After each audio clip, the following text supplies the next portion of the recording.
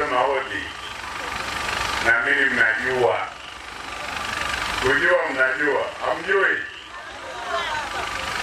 Mimi ni miongoni omeanza kutirina kwa fuyu usiokie. Ndugu zangu wana Mbele, ndugu zangu wana Ikimba, nitambue uwepo wa viongozi wote kwa hifadhi kama ambavyo tumetambulishwa. Nitambue uwepo wa wananchi wote. Asalamu alaykum.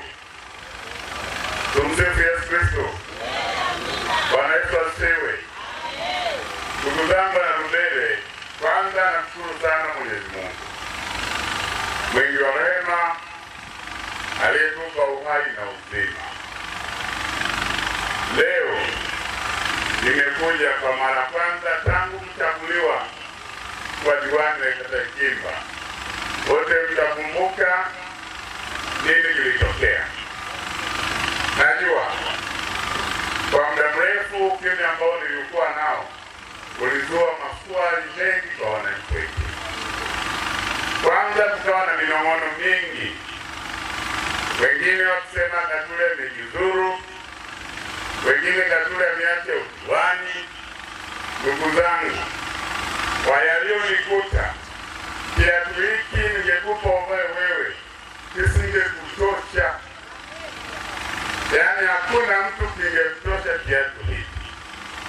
Umelala ukiwa kwako, unakuja kuamka ukiwa na majibu na kila kitu kimeisha. Alafu sio bahati mbaya, ni watu wenye nia na dhamira wameondoka wakijua wanaenda kufanya nini. Ungekuwa wewe ungefanyaje? Ungeukimbilia udiwani au ukae na kutafakari juu ya maisha? Sasa nimerudi. Yule aliyejua Katule anaondoka, nipo.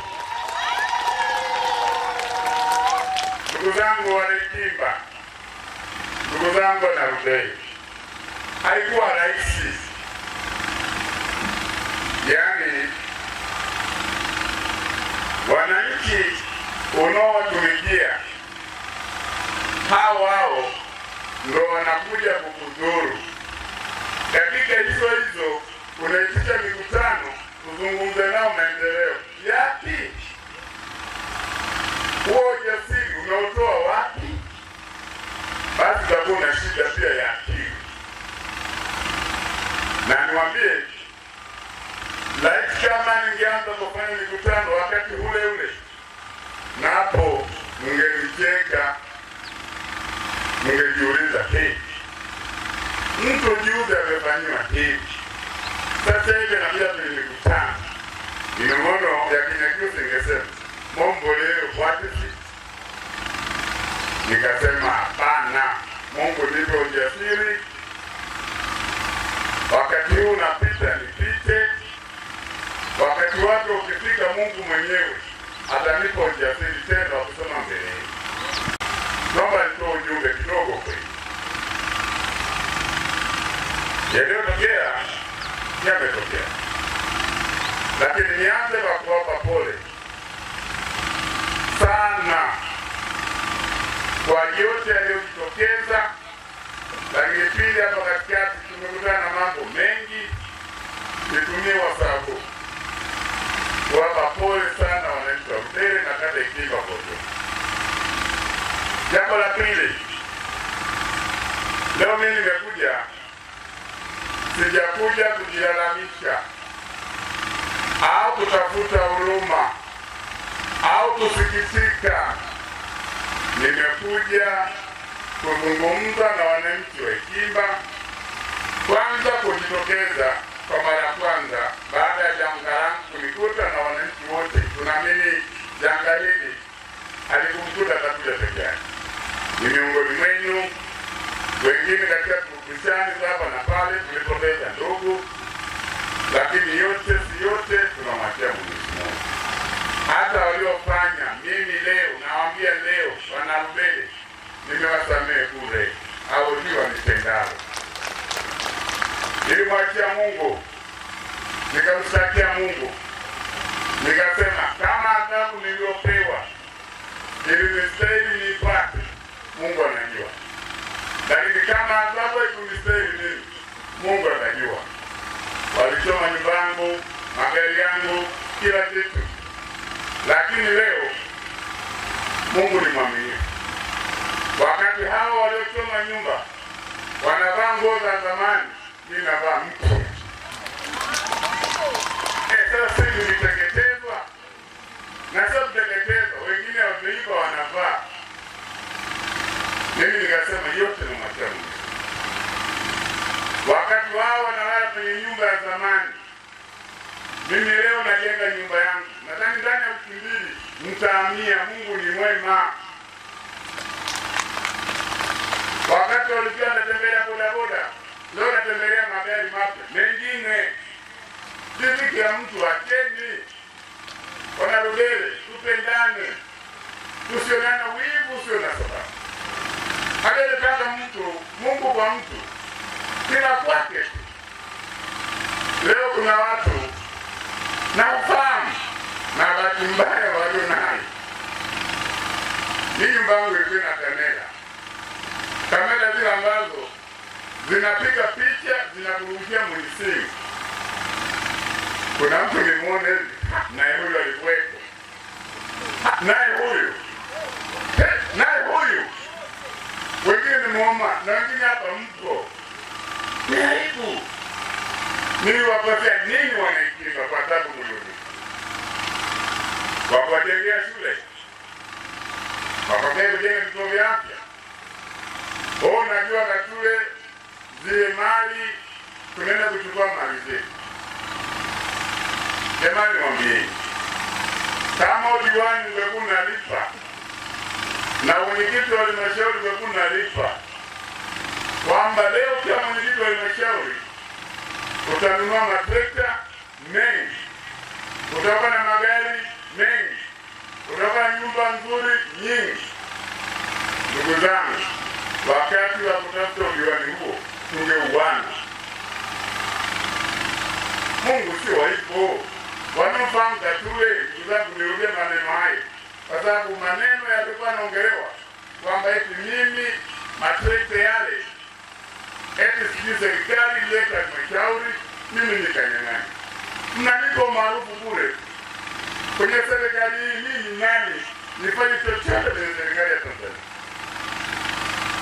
Alafu kibaya zaidi, mimi nimemaliza jambo lile, mimi nimeliacha. Naendelea kujenga nyumba. Tena watu wanaendelea kusema serikali imejengea. Hivi mimi sistahili kupata hela? Mimi sitafuti hela. Yaani kila kitu tu anachofanya Katule sio cha basi ni cha kwenu mnaosema. Ndugu zangu, niombeni. Haya yaliyotendeka tarehe 29 Wanarubele, tuyalani, si mambo mazuri. Si mambo mazuri.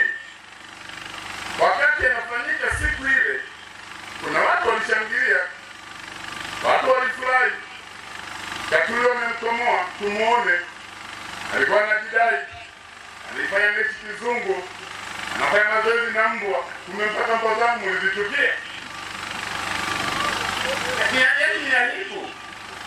Yaani kuna watu nasikiliza hivi, anajifanya mechi kizungu. Ulitaka niishi napotaka wewe. Ndugu zangu, yale mambo hatuwezi kuyarudia, kuyalaani, kwa sababu yanatuletea taharuki na mambo mengine mabaya. Baada ya kusema hayo ambayo nitamani hazima niyaseme, sasa mimi nimekuja kuzungumza na Wanabere, nitazungumza na Wanambako, nitazungumza na wana Kilaselo pamoja na Igunga kwa jambo moja.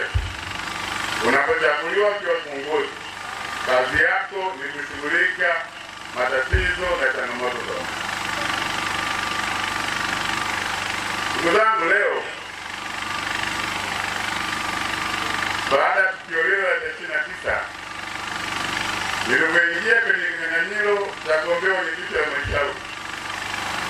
napo yatazulika maneno yetu.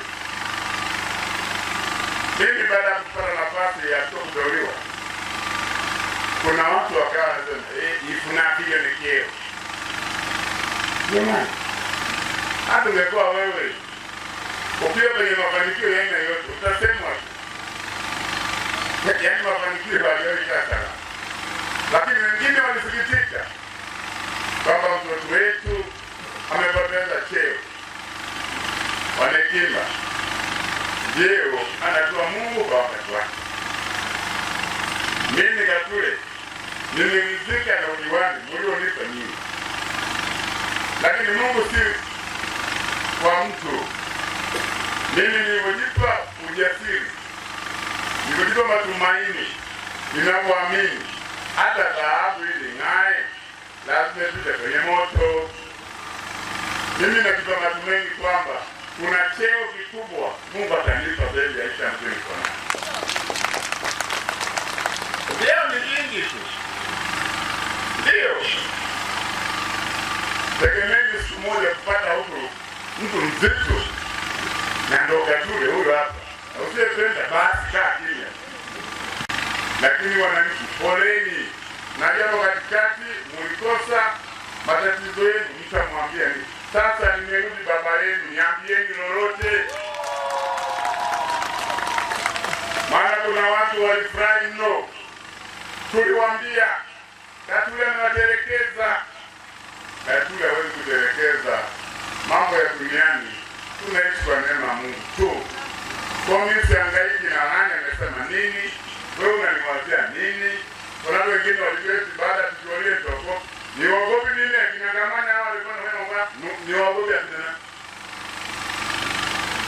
Ndio wale mambo waliofanya mimi sijui. Naogopa nani? Duniani tunaogopa Mungu peke yake. Nikogope binadamu wewe. Unayepumua kwa nini? Alafu mimi sio mdhaifu. Sio mnyonge. Hata siku ile tu niliamua kuondoka tu kuepusha nisiharibu imani yangu. Lakini mimi ningesema nisimame nipambane.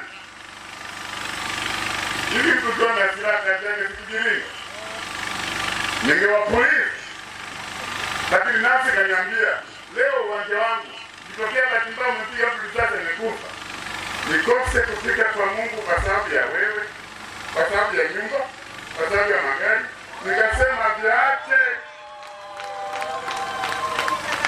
Mimi bangu naungua naiona. Wananitafuta mle, yaani mimi kweli kwa natafutwa. Alafu bahati mbaya walionayo. Wako nyumbani wengine wakapatawala sasa. Wanachukua wanakaa kwenye vitu. Mimi nawaangalia. Sasa kabla nyumba ijaungua, matukio mimi nayaona. Wanaitafutia laana. Watajipata laana na vitabu vyao. Niwaambieni, usichome nyumba ya mtu ni hekalu. Yaani hamna jambo baya wananchi niwaambie. Kama kumchomea mtu nyumbani. Ndio. Yaliyofanyika si mazuri. Leo tumetia dosari kata yetu. Tumetia dosari boda yetu. Kama mnajua kutathmini, boda zaidi kibiashara imepotea. Watu wanaogopa huku sasa. Lakini angalieni ni wachache waliona wanafanya kwa kujifurahisha, wametia najisi katika eneo. Leo haya mambo sio kuwafurahia. Leo kimechoma kituo cha polisi. Anayeteseka ni nani? Ni nyie. Kwenye jamii tuna watu wawili. Tuna mwema na mhalifu. Leo mhalifu amefurahi. Kituo cha polisi hakipo. Polisi wamepanga vituo maeneo mengine. Wanaenda kwenye kazi kama waboa eneo la kazi. Ukipata tatizo leo, unapanda gari, unaenda Kyela.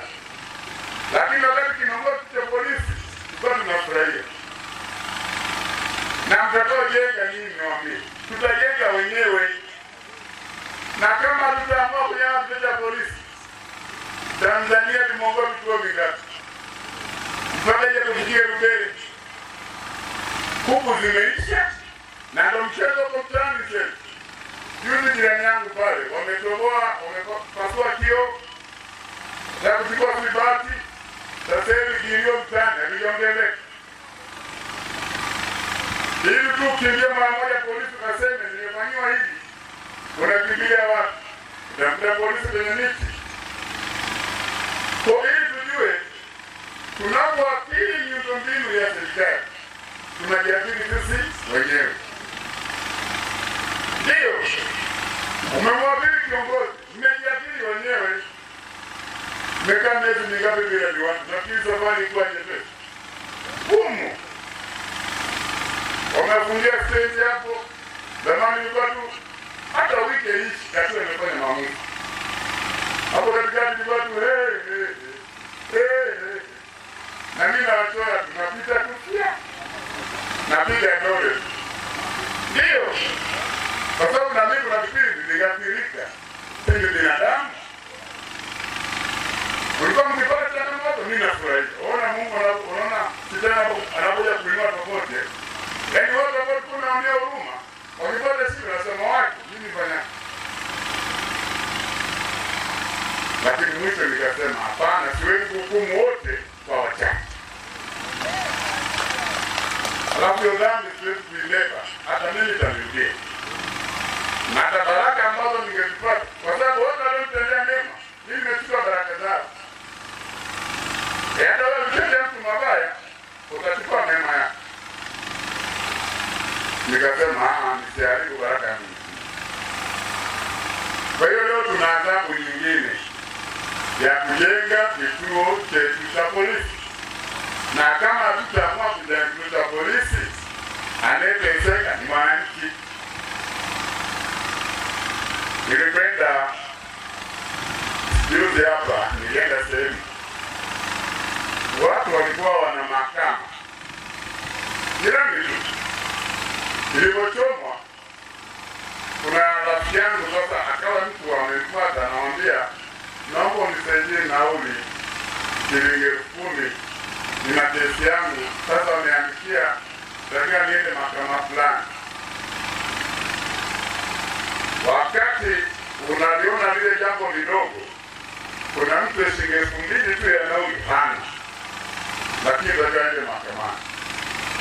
Leo kuna mtu akifanyia kibaya hapa, atawacha gari yake, ataenda polisi, atatoa shida zake, atarudi nyumbani. Kuna mwenzangu na mimi, wakati nafikiria nauli, usiku na kudai dunia. Kwa hiyo tunataka, tutaki, tuna mzigo huo.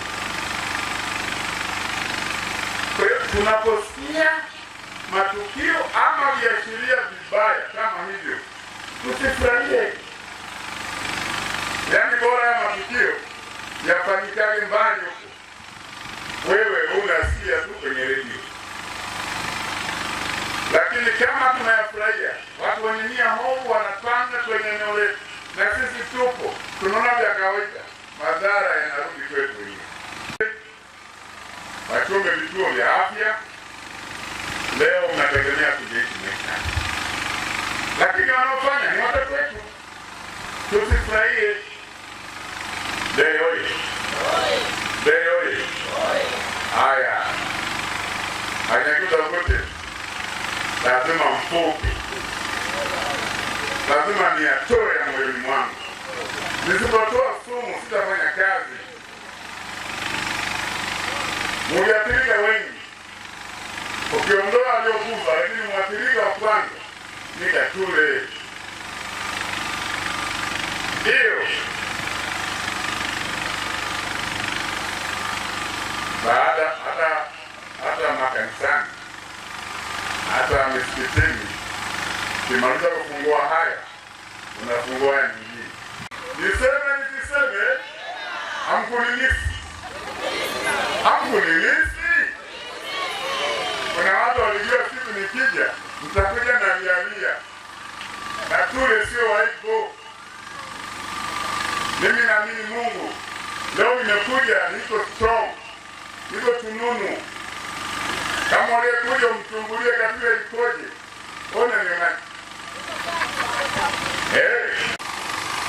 maana hawezi kufanya maendeleo kama usalama na amani na utulivu haupo. Sasa nilikuwa leo mwenyekiti ameniambia hapo hizo pia tunatakiwa lita, alafu baki zilibaki chache. Mwenyekiti nafikiri pamoja na wananchi leo mimi wakabidhi mifuko 20 ya simenti. Sio na ahadi. Yaani leo na wakabidhi mifuko 20 ya simenti. Mwenyekiti hasa mtendaji, nimeambiwa pia kwenye akaunti tuna milioni 1. Najua mifumo ya serikali mchakato wake ni mrefu. Ili tusichelewe michakato. Nimeambiwa tunatakiwa nondo. Mwenyekiti nondo ngapi? Kunde amesema nondo ngapi? Na wengine. Bora hata tuna wadau wengi tu. Hatuwezi kuwa tunahangaika mambo madogo tu. Nondo zinatakiwa ngapi? Nondo ngapi? Dola 6. Sawa na shilingi ngapi? Watajiri kama Katura amekuja. Mtu akiwaje Katura amekuja? Nimekuja ni wa moto. Nimekuja wa moto. Ndio maana nilikaa kimya. Nikasema siwezi kuja huku nalialia. Mwanaume huruhusiwi kulalamika. Kiongozi ni sawa na baba. Hata umie, unaenda nyumbani, unaleta ratote. Nifu simenti dola 6 laki na nusu. Ndio tuko laki na nusu.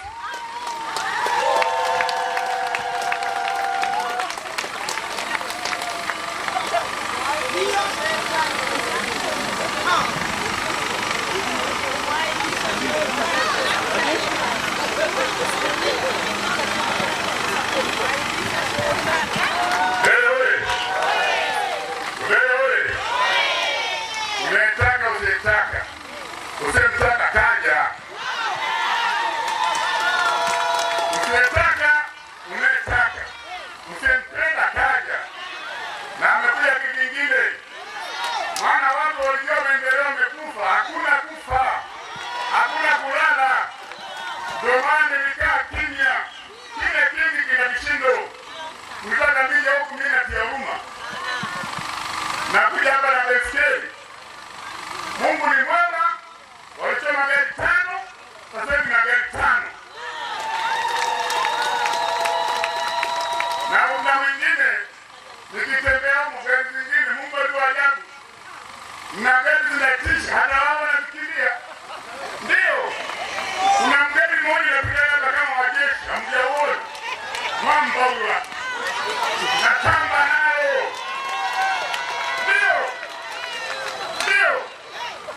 Sasa niwaambie, duniani hapa, mwishi tu tupendane.